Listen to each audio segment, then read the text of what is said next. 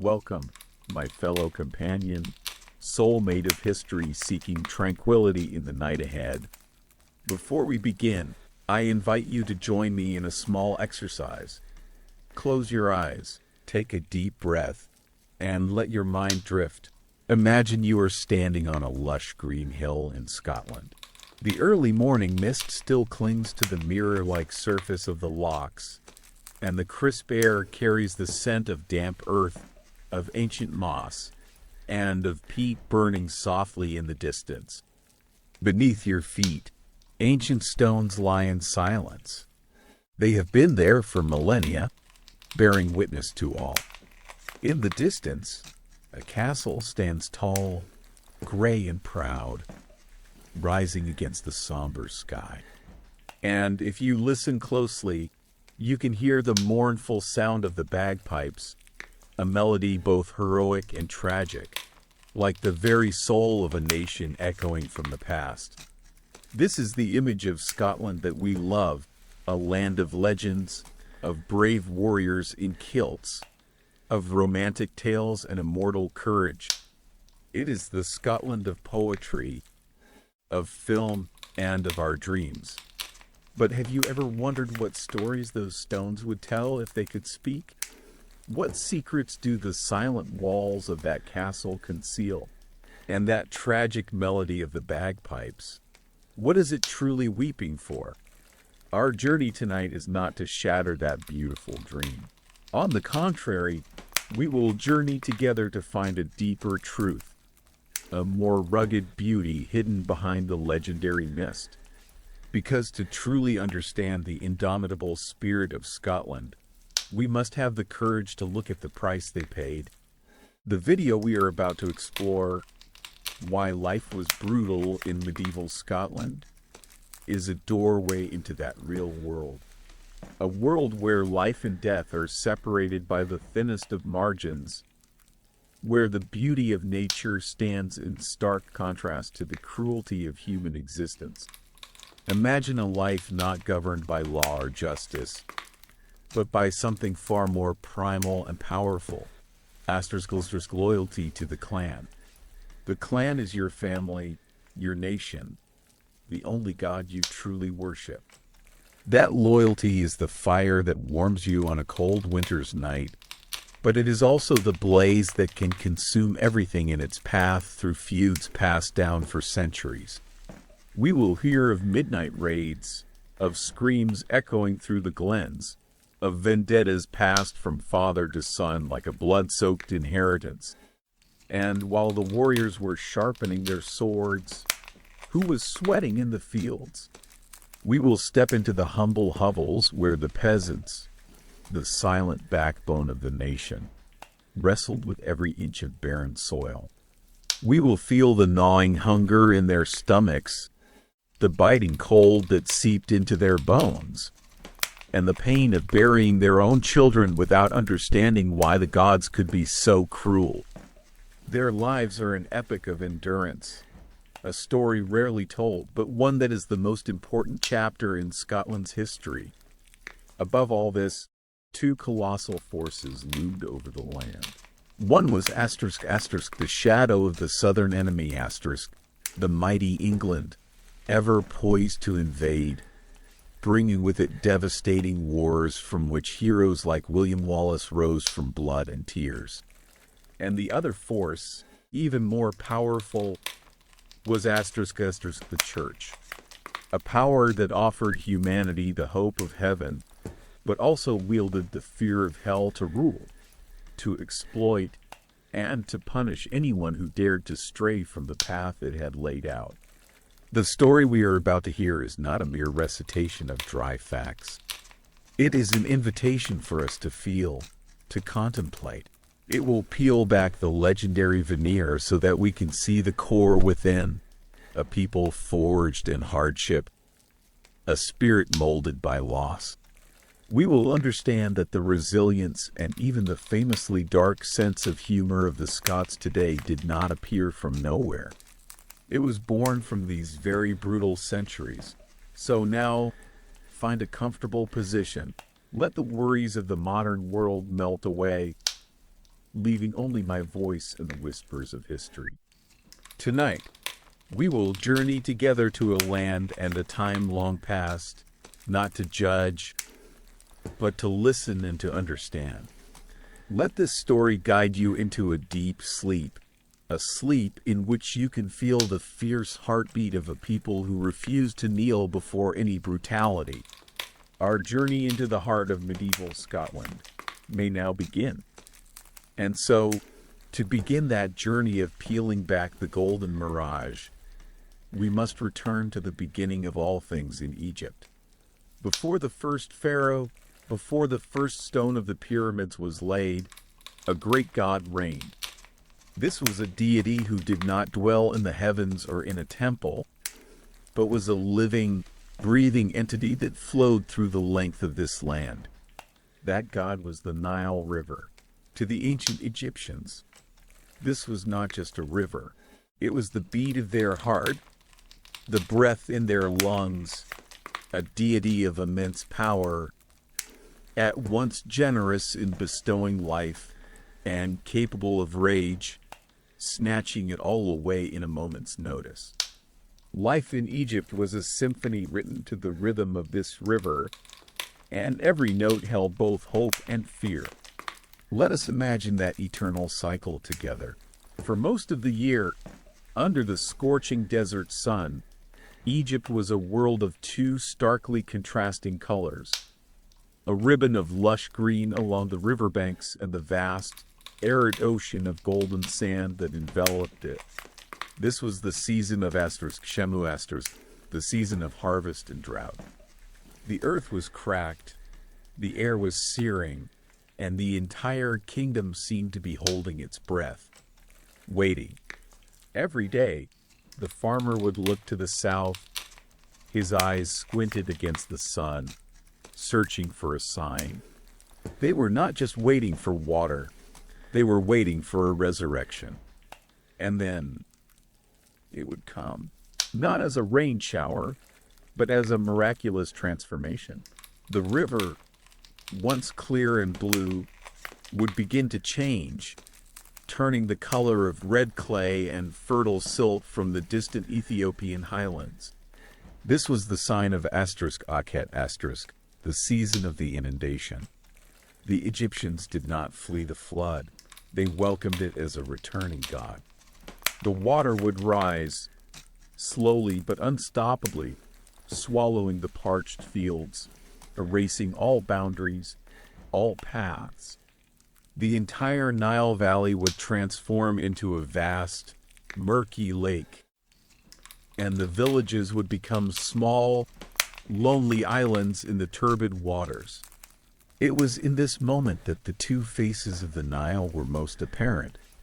This water carried the gift of the Nile, the legendary black mud, the fertile soil that would guarantee a bountiful harvest. It was the promise of life, of full granaries, of bread and beer for every home. But within these life-giving waters, death itself was also lurking. Giant crocodiles, prehistoric predators, now had a vastly expanded domain. They would glide silently around the villages, and a careless child or a woman washing clothes by the water's edge could vanish forever in a terrifying flash of jaws. The hippopotamus, seemingly gentle, would become fiercely aggressive in defense of its flooded territory, ready to capsize a small boat and attack any who trespassed. Surviving the flood season was not just a matter of keeping one's home from being washed away. It was a daily contest of wits against the deadly creatures who shared the water. But the greatest fear did not come from the beasts. It came from the capricious nature of the river god itself. What would happen if the flood was too weak? The water would merely lick the banks before receding, leaving behind a thin, useless layer of silt, not nearly enough to sustain the crops. An entire year of labor was at risk of being for naught. This was the specter of famine, a profound terror, a prospect that horrified even the pharaoh, the living god on earth. Ancient texts record the story of a king, perhaps Djoser, who faced 7 consecutive years of drought when the Nile failed to rise sufficiently. The entire kingdom was plunged into a famine so severe that it was said people had come to eating their own children. The mighty pharaoh, who was believed to speak with the gods, was rendered powerless. He had to undertake a pilgrimage, make offerings, and beg for mercy from Hapi, the god of the Nile. That moment reveals a stark truth. No matter if you are the king of kings, you are still a small human being before the power of nature. Conversely, if the flood was too powerful, it would become a destructive monster. The raging current would shatter the weak levees, sweeping away homes, livestock, and those not swift enough to escape. It would drown the newly sown seeds, leaving behind a land of devastation and despair. Finally, when the floodwaters receded, leaving behind a shimmering carpet of black mud under the sun, it was the season of Pere, the season of sowing. All of Egypt burst with life. Farmers rushed to their fields, beginning a new cycle of labor. But even now, the injustice of their society was revealed. The river had erased all boundaries, but the priests and officials of the pharaoh would quickly appear with their papyrus scrolls and measuring tools. They would redraw the property lines and decide who would receive the lion's share of the coming harvest. The Nile's gift, though bestowed upon all, was distributed according to a rigid and unforgiving social order. Thus, from the very source of their existence, the Egyptians learned a dual lesson. They learned of nature's generosity, but also of fate's fragility. They learned to live with a God who could be both loving and cruel. Their entire worldview, their religion, and even their social structure were shaped by this two-faced current. It taught them of the cosmic order and balance they constantly strove to maintain. For they knew that if that balance tipped, if the river changed its temper, their entire great civilization could be plunged into chaos and starvation. This was the first stage where the brutal drama of life in ancient Egypt began. When the ferocious waters of the Nile receded, leaving behind a carpet of fertile black silt, it performed an act of nature. It erased all boundaries. In that moment, the earth was a pristine canvas, a gift bestowed upon all. But immediately after, man, with his obsession for order and control, stepped in. The pharaoh's officials and priests appeared, and upon that canvas, they redrew the lines, not with chalk, but with power. They were not merely dividing land, they were portioning out destinies. If the Nile created a natural order based on cycles, then the people of Egypt created a social order that was even more rigid and permanent, a structure that was itself a pyramid, the social pyramid. This was not a pyramid of stone, but one of flesh and bone, of human status. It too had an apex, a body, and a colossal foundation. And just like the great structures at Giza, it was designed to last forever, to ensure that no one could ever change the position of the stone they were assigned to be. At the apex of this pyramid, touching the very heavens, was the pharaoh the sacred and solitary capstone. He was not just a king. He was a living god, the only bridge between the mortal world and the divine realm. The pharaoh's life was not one of personal freedom and enjoyment, but a chain of endless rituals, an immense burden of maintaining the cosmic order, truth, and balance of the universe.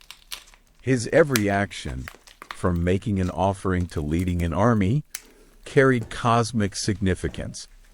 If he failed, The Nile would not flood, the harvests would fail, and chaos, Isfet asterisk, would consume the entire kingdom.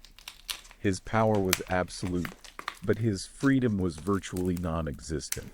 He was the most powerful man, but also the first prisoner of the system he presided over. Just beneath that capstone were the finely carved, polished blocks that reflected the pharaoh's glory. This was the class of high nobility, the great high priests, and the vizier. They lived in opulent palaces, draped themselves in the finest linen, and enjoyed the most exquisite foods. But their life was a dangerous game of power. Their wealth was not an entitlement but a privilege granted by the pharaoh. They had to constantly scheme, intrigue, and curry favor with the king. One wrong word, one decision that displeased the pharaoh, and they could lose everything in an instant. Their property, their status, and even their lives. They were the powerful, yet they lived in constant precarity, for their position depended entirely on the will of a single person. Further down were the supporting layers, the smaller stones essential for keeping the structure stable. These were the officials, the scribes, and the skilled artisans. The scribes were the nervous system of the empire. They recorded taxes, managed granaries, and transmitted the pharaoh's commands to every corner of the kingdom. Knowledge was their power. They may not have been as wealthy as the nobles, but they were exempt from manual labor and were respected by society. Alongside them were the artisans, the creators of Egypt's immortal beauty, the painters who brought tomb walls to life, the sculptors who carved divine statues, the jewelers who crafted exquisite adornments. Their skills were priceless, but they themselves were still merely servants. Their talents did not belong to them, but to the state and the gods. And then we arrive at the foundation of the pyramid, a colossal, sprawling foundation, shrouded in darkness, built from millions of raw, anonymous stones. This was the class of peasants, laborers, and slaves making up over 80% of the population. They were the people whose lives were determined from the moment of their birth. If you were born into a farmer's family, you would die a farmer. Your fate was not a choice. It was a duty. Your duty was to produce the wheat that fed the classes above you, to grow the flax that clothed the nobility. And when the Nile flooded, your duty was to leave your family and go build a tomb for a king you would likely never see. Their lives were defined by an almost absolute acceptance. They accepted that the world operated according to a preordained order. They believed it was the will of the gods. This system was maintained not just by the whip, but by a far more powerful ideology, the concept of Ma. Ma was not only cosmic order, it was social order. Every person had a place and a role. To accept one's place and fulfill that role was to contribute to the balance of the world. To rebel against one's fate was not just a crime against the pharaoh, it was an act against the gods, an invitation for chaos to destroy everything. This ideology was an incredibly effective tool of social control, an invisible shackle that bound each person to their place in the pyramid. Thus, the social pyramid of Egypt was a marvel of stability, but also a monument to injustice. It ensured the civilization could survive and thrive for millennia, but at the cost of the freedom and happiness of millions. And the most visible, tangible, and brutal expression of this pyramid's power was how it marshaled the bodies of its foundation to build the eternal homes for the stone at its apex. From the social pyramid, a pyramid of stone would now rise, and its story is where our journey takes us next. And so, from that invisible social pyramid, a pyramid of stone would rise. This was the most tangible, visible, and brutal expression of the Egyptian order. It was the point where the entire weight of that colossal foundation was concentrated for a single purpose: to build an eternal home for the stone at its apex. When the pharaoh dreamed of immortality, the entire kingdom had to sweat and bleed to make that dream a reality. The price of eternity for one man was the finite and tormented lives of tens of thousands of others. Let us journey together, away from the green fields of the Nile, and head west to the plateau of Giza. Here, under a scorching sun, there is nothing but sand and stone. This is the kingdom of the dead, a place where life itself seems impossible. Yet it was here that one of the largest and most organized operations in human history took place. Imagine a temporary city sprouting from the desert, not of stately homes, but of simple rows of tents and mud brick barracks, housing tens of thousands of men torn from their families and their homes. They were not slaves in the typical sense, not prisoners of war. They were Egyptian farmers who, just a month prior, were sowing seeds in their own fields, now conscripted into forced labor during the flood season when their farmlands were underwater. This was their duty to their living God. Their day began when the eastern sky had only just begun to blush pink. There was no rooster's crow, only the dry, merciless blast of the overseer's trumpet. Their breakfast was nothing more than a few pieces of hard barley bread and a jug of thin beer, a drink that provided calories but also perhaps dulled their minds just enough to forget the hardship that lay ahead. Then, they would merge into a gigantic stream of humanity, moving like a colony of ants towards the construction site, where an artificial mountain was slowly taking shape. After a block was quarried, an even more horrific stage began: transport. Imagine moving a block of stone weighing over 2 tons, the equivalent of a fully grown hippopotamus, for miles under the desert sun. They placed the blocks on wooden sledges, and hundreds of men, with coarse papyrus ropes cutting into their skin, would chant and heave together, dragging the stone across the sand. Water was poured on the sand ahead to reduce friction, but the weight was still unimaginable. Their chanting, the foreman's shouts, and the sharp crack of the overseer's whip merged into a chorus of agony and ultimate effort. Their work was divided into hellish stages. In the distant quarries, masons had to use simple copper chisels and hard dolerite pounding stones to hew colossal blocks of limestone from the earth. Copper is a soft metal. It wore down quickly, and they had to constantly resharpen their tools. Stone dust filled the air, settling in their lungs, causing diseases that, when archaeologists later excavated their bones, left indelible marks. And then, at the foot of the pyramid, the greatest challenge awaited. They had to raise those blocks to great heights. Massive ramps of mud, brick, and rubble were built around the pyramid, and they continued the work of dragging the stones up the ever steeper, ever higher slope. This was where accidents happened most often. A rope would snap, a sledge would overturn, and a colossal block would come hurtling down, crushing anyone not quick enough to get out of the way. There would be no condolences, no moment of silence. The body of the unfortunate soul would be dragged away, and another man would immediately take his place. The machine was not allowed to stop. Modern Egyptologists, studying the cemeteries of these workers, have painted a tragic picture of the price they paid. Their spines were permanently deformed from carrying heavy loads. Their joints were arthritic and worn down, causing chronic, debilitating pain.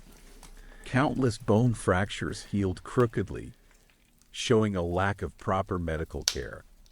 They offered their bodies, every vertebra, every muscle fiber, to this great monument. And while they suffered so, Pharaoh Khufu, for whom this tomb was being built, lived in unimaginable luxury. He hunted, enjoyed lavish banquets, and was surrounded by servants and praise. That contrast is the very essence of Egypt's social pyramid. The magnificent immortality of one was built from the shortened and forgotten lives of tens of thousands of others. Yet, what is most astonishing is that even in this earthly hell, people found ways to maintain their humanity.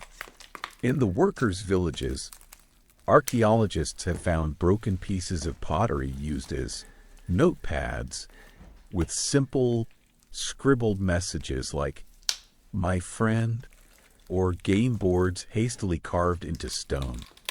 They shared meals, drank beer together, and sought small moments of joy to forget their toil. They were not soulless automatons. They were human beings, trapped in extraordinary circumstances, and they endured together. In the end, when the pyramid was complete, it was an undeniable wonder, a testament to human ingenuity and incredible organization. But it was also a silent monument to suffering. Every stone within it was soaked in sweat and, perhaps, in blood and tears. It was the price of eternity. And when a farmer survived his years of service and returned to his family, his body broken, he would have to face other trials, invisible dangers even more terrifying than the heavy stones. These were the perils that came from within his own body, from disease, and from a system of medicine that was still primitive and brutal. Our farmer, our laborer, has survived his return from Giza. He has escaped the blocks that could crush him, the overseer's whip, and the hunger of the worksite. He returns to his mud brick hovel, believing he has found a sanctuary. But he is mistaken. The real battle has only just begun, because the most terrifying enemy in ancient Egypt was not an invading army or a desert lion. That enemy was invisible. It lurked in the very water they drank, in the food they ate, in the air they breathed, and within their own bodies. The next battle for the Egyptian was a fight against disease, a fight in which they were almost always on the losing side. Their living environment, though blessed by the Nile, was a giant hotbed of disease. The same water that gave life also carried millions of parasites, especially the schistosome worm, schistosomiasis, a horrific affliction that caused excruciating pain, bloody urine, and a slow, wasting sickness. The crowded villages, with virtually non-existent sanitation, were ideal breeding grounds for infectious diseases like dysentery and typhoid to spread. Insects, from flies to mosquitoes, were vectors sowing germs everywhere. The dust from the construction sites in the desert caused lung diseases that, as we have seen from their skeletons, left their marks. Their life was a constant exposure to pathogens they did not know existed. When a person fell ill, their only hope rested on a figure who was both respected and feared, the physician, or Asters, SWNW Asters. This was not just a healer. To the Egyptians, he was a combination of a practical observer, a magician, and a priest. They believed that illness came not only from physical causes, but also as punishment from the gods, harassment from demons, or an imbalance of supernatural forces. Therefore, their treatments had to be a mixture of the practical and the magical. A physician might use a knife to lance a wound, but he would also recite magical spells, hekau*, to banish the evil spirit believed to be causing the affliction. To understand the brutality of this medicine, there is nothing clearer than looking into the Edwin Smith Papyrus, an astonishing ancient medical document. It reveals their advanced knowledge of anatomy, but also exposes a terrifying reality. Imagine you are a worker who has fallen from the scaffolding. You are brought to the physician unconscious, with a gaping wound on your head. The physician calmly inspects it. He does not hesitate to insert his fingers into the wound, touching the shattered fragments of your skull, feeling your brain pulsing just beneath his touch. All of this is done while you have no anesthesia other than a strong swig of beer. After his examination, the physician delivers a cold, clinical prognosis, recorded in the papyrus, an ailment not to be treated. There are no words of comfort, no further attempts. It is a death sentence, delivered pragmatically. This was their limit. For injuries they could see, like fractures and lacerations, they had respectable methods: splinting bones with wood, suturing wounds with linen thread, and using honey, a natural antiseptic, as a dressing. But even these procedures were an ordeal. Imagine the feeling of having a broken bone reset without painkillers, or a wound cauterized with a red-hot piece of iron to stop the bleeding. The agony would be indescribable. But if they had some ability to observe and intervene with external wounds, they were completely helpless against internal diseases. A stomach ache, a tumor, or organ failure were mysteries beyond their comprehension. They assumed it was a demon gnawing at one's insides, and so their cures became bizarre. They concocted potions from disgusting ingredients like animal dung, hippopotamus fat, or bat's blood, mixed with prayers. These remedies were not only ineffective but could cause infection and kill the patient faster. The clearest evidence of this suffering comes from the dead themselves. Archaeologists, studying thousands of mummies, have found a common story. Their teeth were obsessed and terribly worn, causing chronic, excruciating pain. Their joints were severely arthritic, especially those of the laborers. Intestinal parasites were nearly universal. They lived their entire lives in quiet agony. Egyptian medicine, therefore, was a great paradox. It was a blend of brilliant scientific observation and brutal, terrifying superstition. It could save a man from a wound, but it could also kill him with a misguided cure. For the ancient Egyptian, falling ill was a gamble. You placed your life in the hands of a physician in hope that the gods were on your side. You were not only fighting the disease, you were also fighting the treatment itself. And if this reality was harsh enough for a grown man, a hardened laborer, it became exponentially more cruel for half of the population. The women of Egypt, in addition to facing all the perils above, had to bear a biological burden, a cyclical battle with life and death that no man ever had to face. That was the battle of the birthing bed. And if that state of medicine was a brutal gamble for a man, a soldier returned from battle, or a builder from the pyramids, then for an Egyptian woman, life was a series of other life or death battles. Her battlefield was not on the desert sands or the construction site. It was within her own body. It was a biological imperative, a sacred duty, but also a suspended death sentence, an inescapable truth, the calling of motherhood. In a society obsessed with succession and lineage, a woman's body did not entirely belong to her. It was a precious vessel to contain the future of the clan, the soil in which the seeds of her husband's lineage were to be sown. and the price for that honor was often her very life. A woman's journey began very early. A young girl, from her earliest years, was taught that her greatest value lay in her fertility. When she was only 12 or 13, an age when in our modern world she would still be a child, she was considered mature enough for marriage. This marriage was not a union of two souls, but a contract between two families, an arrangement in which she had no voice. She was transferred from the ownership of her father to the ownership of her husband. Her life now had a single, clear purpose: to bear her husband children, and most importantly, to bear him sons. And then that fateful day would come. Let us step together into a small, dimly lit room in a mud brick house. The air is thick with the smell of sweat, herbs, and fear.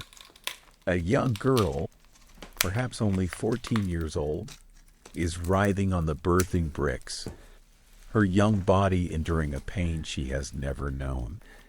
Around her, the older women of her family and a midwife, *SWNT. They have no knowledge of modern medicine.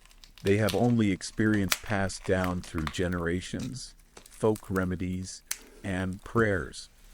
They place protective amulets around her and beseech Taweret, the great hippopotamus goddess who protected women in labor. They call out to bees, the dwarf god who wards off evil spirits. The entire room is a mixture of earthly effort and supernatural pleading. But when complications arose, no god could intervene. Labor could last for days, draining the young mother of all her strength.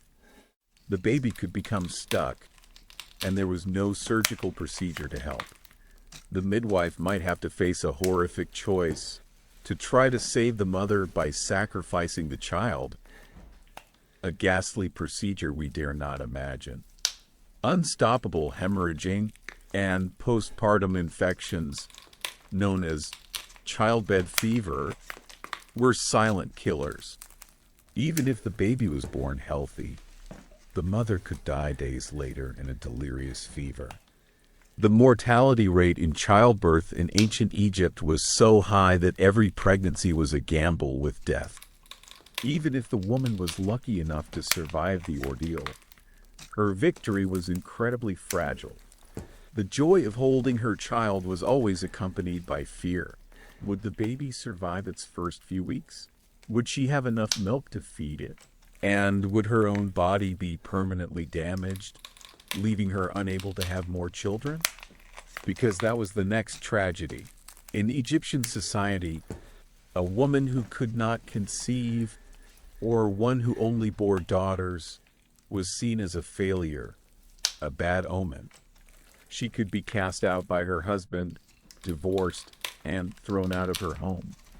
With no property, no inheritance rights, she would face a desperate future, perhaps living on the charity of her family or falling into destitution. The psychological pressure to produce a male heir was a heavy burden on every woman's shoulders. This was the most painful paradox of their existence. A woman's reproductive role was absolutely crucial for the survival of the family and the nation. They were the ones who brought forth the next generation, who ensured the family line would not die out. But they themselves, as individuals, had very little value. They were celebrated when pregnant, but considered worthless if they could not be. They were the source of life, but their own lives were not considered the first priority. Of course, there were exceptions. Queens and princesses could attain power and respect. High priestesses could hold important religious roles. But that was a tiny fraction, a faint glimmer of light in an overwhelmingly dark picture. For 99% of Egyptian women, from the wife of a farmer to the wife of a minor official, life was one of submission. Submission to the will of her father, submission to the demands of her husband, and above all, submission to the harsh commands of her own body. Thus, we see that the Egyptian struggle for survival was cruelly stratified. If men had to fight the world outside, the stone, the sand, the enemy, then women had to fight both the world outside and the world within. And if a woman, by some miracle, survived all these perils to bring a small soul into this world, her battle was still not over. Now, she had to begin a new, even more heartbreaking battle. The fight to keep that fragile new life alive in a world that seemed determined to extinguish it. And so, the young mother has survived. She has overcome the pain that tears flesh from bone, has escaped the scythe of death that waits in the birthing room. She holds the tiny, red-faced soul in her arms, and for a brief moment, the world seems perfect. But that is only the quiet lull between two battles, because the battle to bring a child into this world, however brutal, was nothing compared to the battle to keep it alive. In ancient Egypt, to be born was not the beginning of a life, but the beginning of a fierce war for survival. A race against time where victory rarely belonged to the most tender of souls. The world that an Egyptian child entered was not one of welcoming arms. It was a series of deadly trials. From the very first moments, peril was waiting. The umbilical cord, cut with an unsterilized flint knife, could bring tetanus. The water used to bathe the baby could be teeming with the bacteria of dysentery. The mother's milk, the only source of life, might not be enough if the mother herself was malnourished. The small, crowded mud brick room where the family lived was also home to fleas, lice, and countless other pathogens. The numbers presented by archaeologists and Egyptologists are truly staggering. It is estimated that for every 3 children born, one would not live to see their first birthday, and perhaps only half of them would live to see their 5th. These are not soulless statistics. They were a living reality in every family, a grief that almost every parent had to taste. That is why, in a custom that seems cruel but was in fact a profound psychological defense mechanism, many Egyptian families did not name their children immediately. They waited for weeks, sometimes months, to see if the child would choose to stay in this world. They feared that giving a name, acknowledging the child as a complete individual, would make the inevitable loss unbearable. Imagine, for a moment, the state of a mother's heart.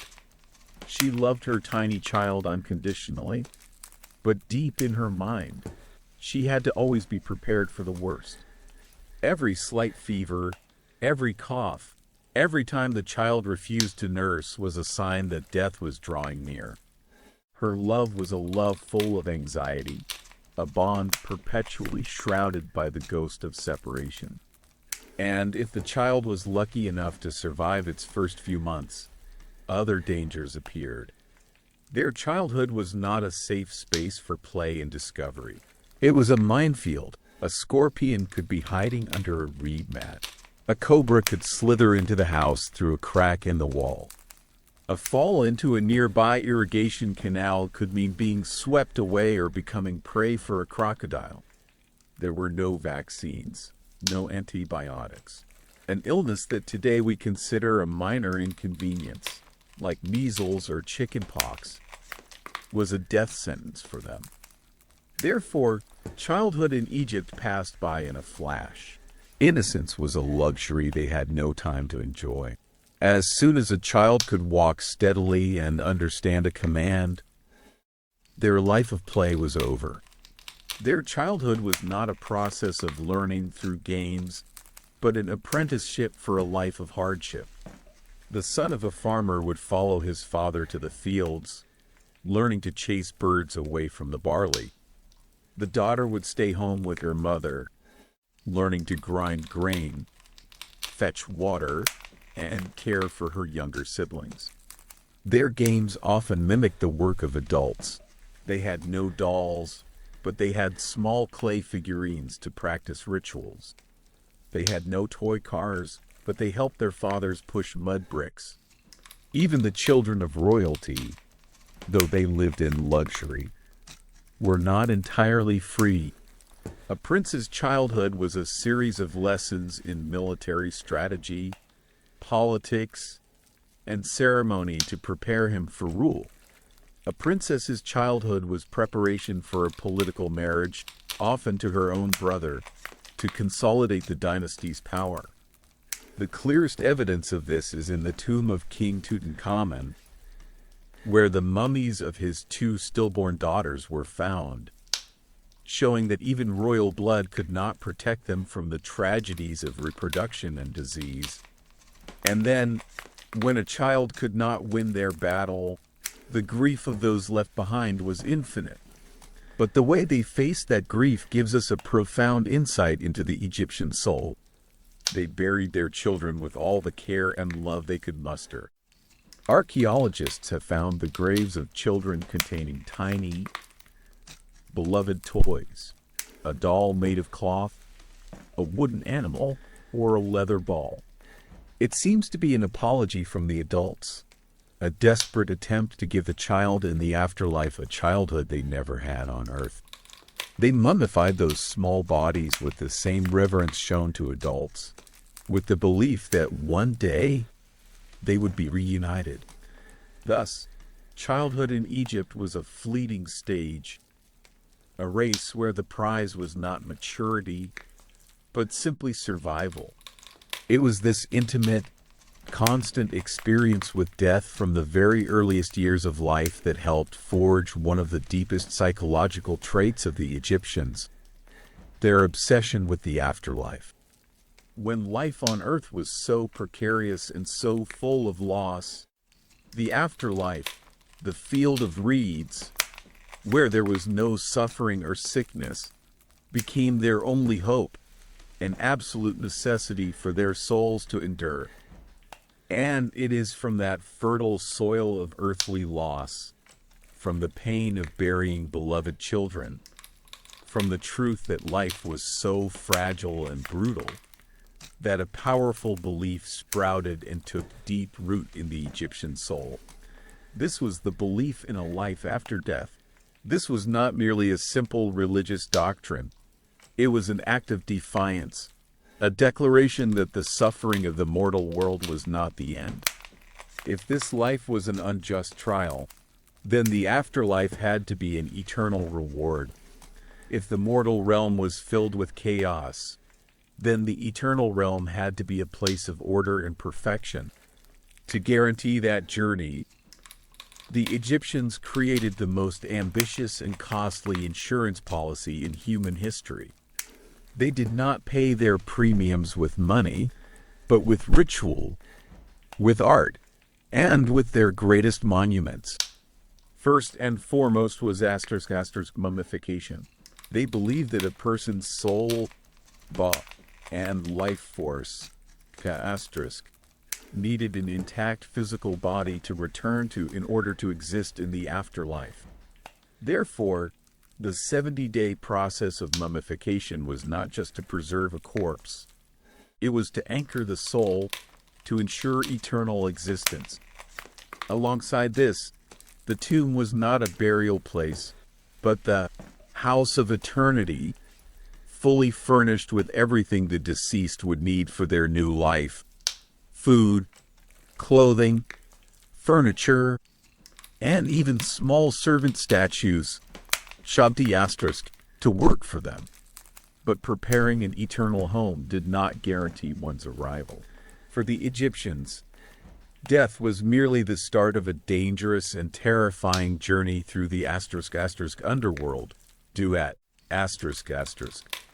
This was a land of darkness, where the soul of the deceased had to face horrific trials. They had to pass through gates guarded by demons with the heads of crocodiles, the bodies of lions, and the hindquarters of hippos. They had to cross lakes of fire and confront giant, venom-spitting serpents. To defend themselves, they needed a guidebook, the Book of the Dead.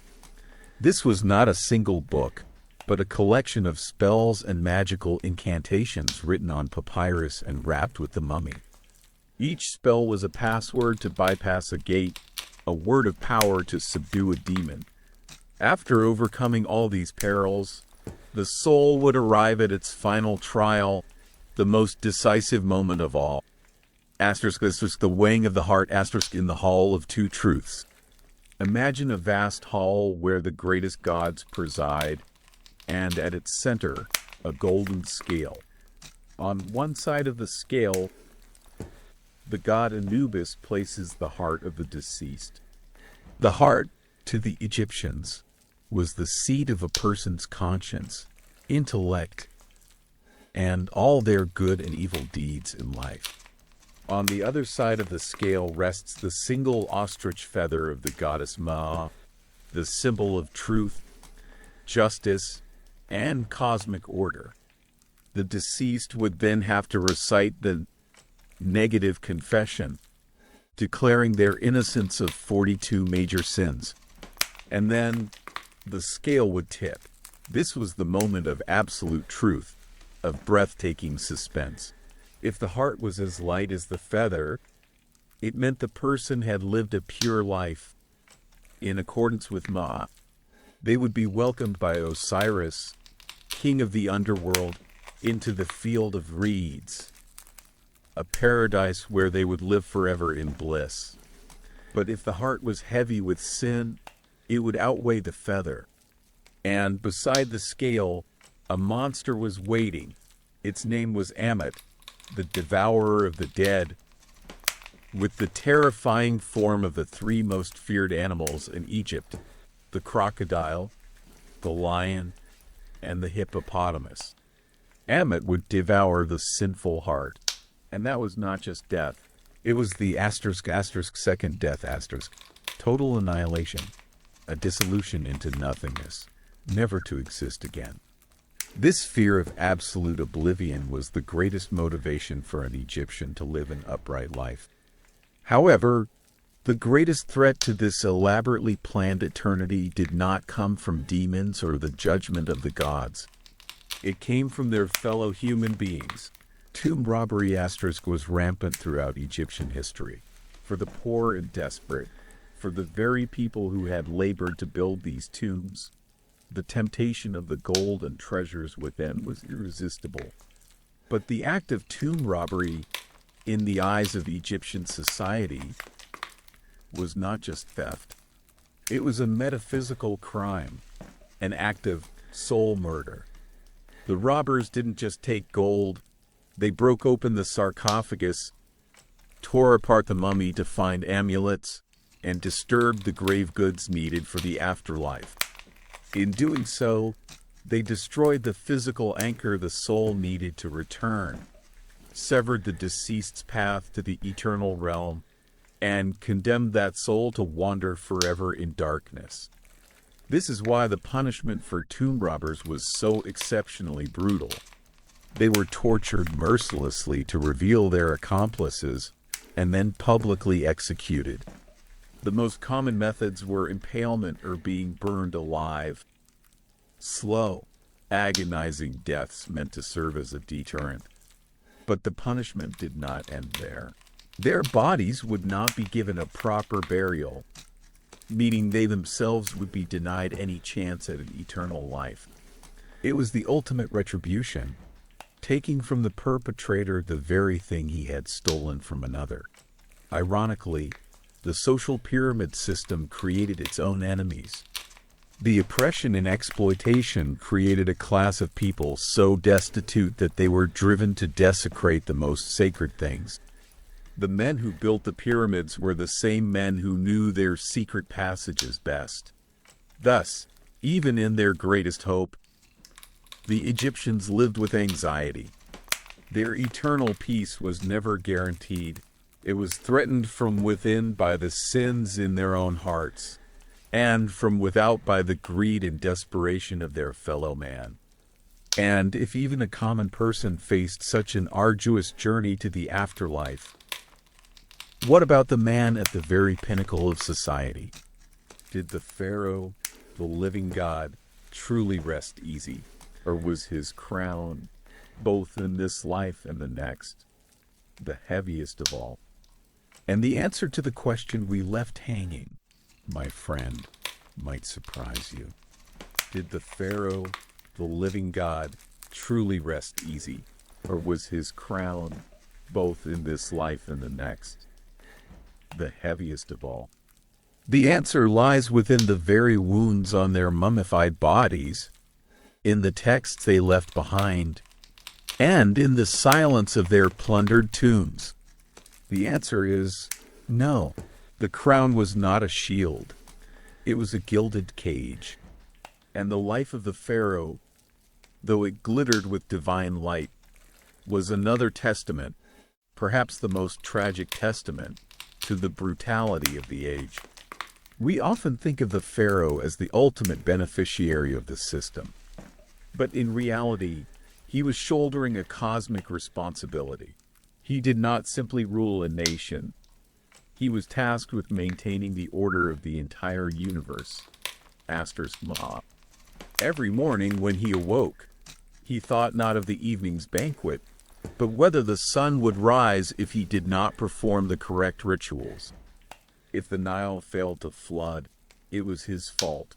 If a famine struck, it was a sign the gods were displeased with him. Every Egyptian could pray for themselves, but the pharaoh had to pray for millions. That psychological pressure is unimaginable. He was the most powerful man, but also the first slave to the gods and to his own role. And that role demanded he be a warrior. Consider Thutmose III, one of the greatest pharaohs. We hear of his 17 military campaigns and admire the expansion of his empire. But let us, for a moment, stand in his sandals. Feel the weight of his bronze armor under the scorching sun of the Canaanite desert. Breathe the air thick with dust and the metallic scent of blood in battle. Hear the screams of his falling soldiers, men whose names he knew, men who had grown up alongside him. The chronicles tell that after one victory, Thutmose III wept, grieving for the soldiers who had perished. The tears of a living god are perhaps saltier than those of a common man, for they carry both personal sorrow and the weight of an entire nation. And upon returning from the battlefield, his body, too, bore the scars of a soldier. The mummy of Thutmose III reveals that he suffered from severe arthritis and horrific dental abscesses. Imagine being the ruler of an empire but being unable to sleep because of a throbbing toothache, a pain that no physician could truly cure. That physical agony was a cruel and constant reminder that, though called a god, he was still a man of flesh and bone. But the pharaoh's most dangerous enemies were not always beyond his borders or within his own body. Sometimes they were in his palace, in his own family. Power is a magnet for jealousy, conspiracy, and betrayal. A pharaoh always had to be wary of his brothers, his sons, and his ambitious high priests. Egyptian history is rife with coups and assassinations. The most horrifying evidence of this is perhaps the mummy of Pharaoh Seqenenre. When archaeologists opened his sarcophagus, they were stunned. The king's skull had been virtually destroyed by at least 5 terrible wounds, inflicted by several different types of weapons. A battle axe had torn open his forehead, a spear had pierced his cheek, and a mace had shattered his nose.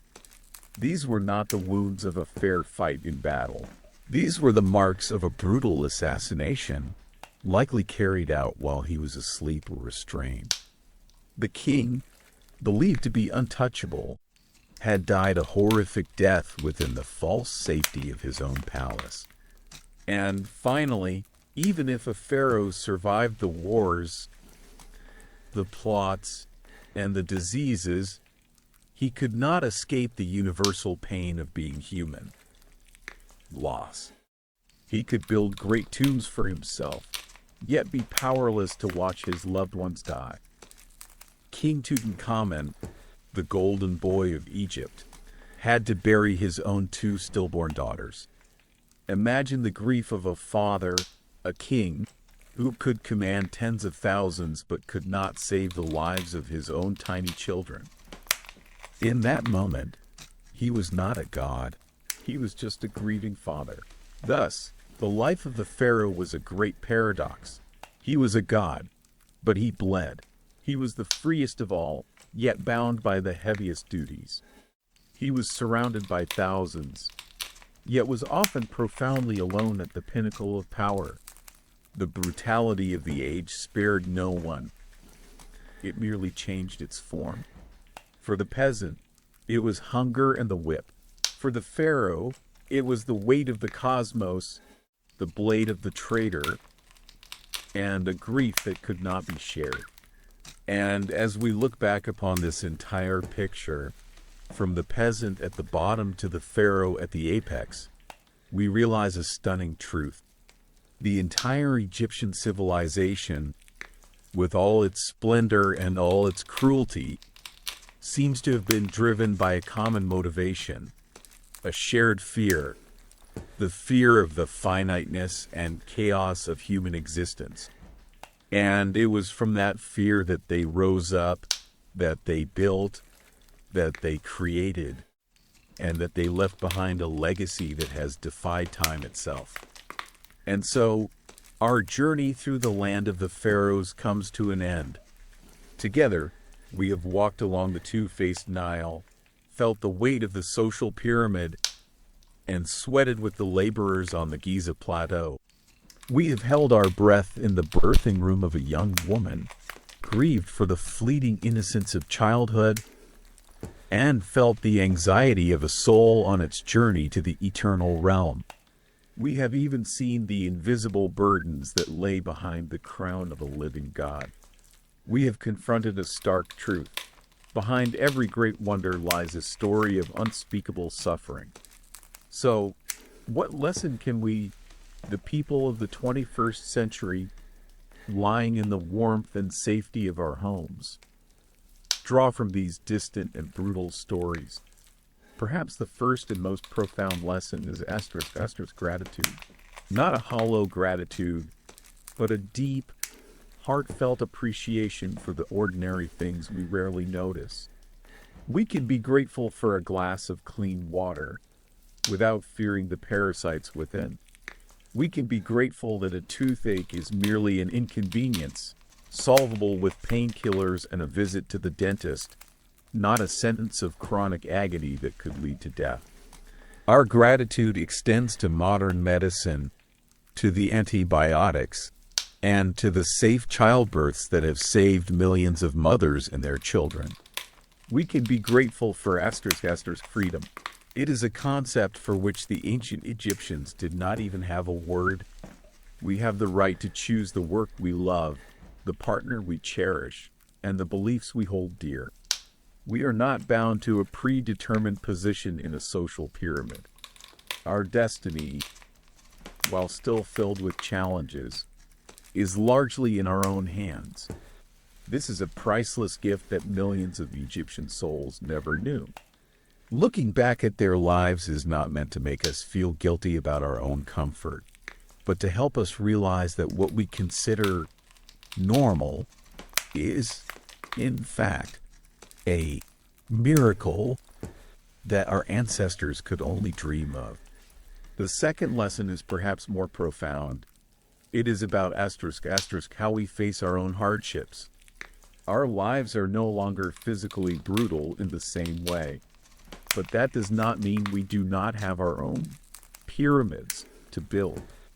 We too have burdens, pressures, anxieties about the future, about the meaning of life, about loneliness in a crowded world. The Egyptians, when faced with chaos and the fear of their own finiteness, chose an extraordinary solution. They built things that defied time. They built pyramids. They created immortal art. They constructed a perfect afterlife. It was their way of fighting despair.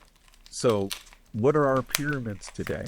When faced with the pressures of modern life, what are we building? Perhaps our pyramids are not made of stone, but of relationships. We build a loving family, a supportive community. Our pyramid might be knowledge, artistic creation, or the pursuit of a meaningful career. Or perhaps the greatest pyramid we can build is a better version of ourselves, a kinder, more empathetic person who contributes to society. The lesson from the Egyptians is not to copy their actions, but to learn from their spirit. The spirit of confronting chaos with the act of creation. And this leads us to the final, inspiring message, a message about Astor's legacy. The Egyptians were obsessed with leaving an eternal legacy. They succeeded, but a legacy does not have to be a stone monument. The true legacy that each of us leaves behind is the mark we make on the lives of others. It is the kindness we give, the knowledge we share, the love we cultivate. It is a world made better, even just a little, for the next generation. We do not need to be pharaohs to have an eternal legacy. So tonight, before you drift off to sleep, I invite you to take a moment to reflect. What is the pyramid that you are building in your life? What is the legacy you hope to leave behind? It doesn't have to be something grand. Sometimes, the smallest stones of kindness and sincerity can build the greatest monuments in the hearts of others.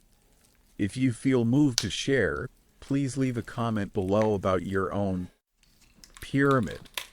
I believe that every story shared will be a source of inspiration for us all. Thank you for walking this entire journey with me. Thank you for listening to the story of a people who lived and suffered so long before us. May your dreams tonight be sweet, and when you awaken tomorrow, may you see the world around you with more appreciative eyes and a more grateful heart. I wish you a good night's sleep.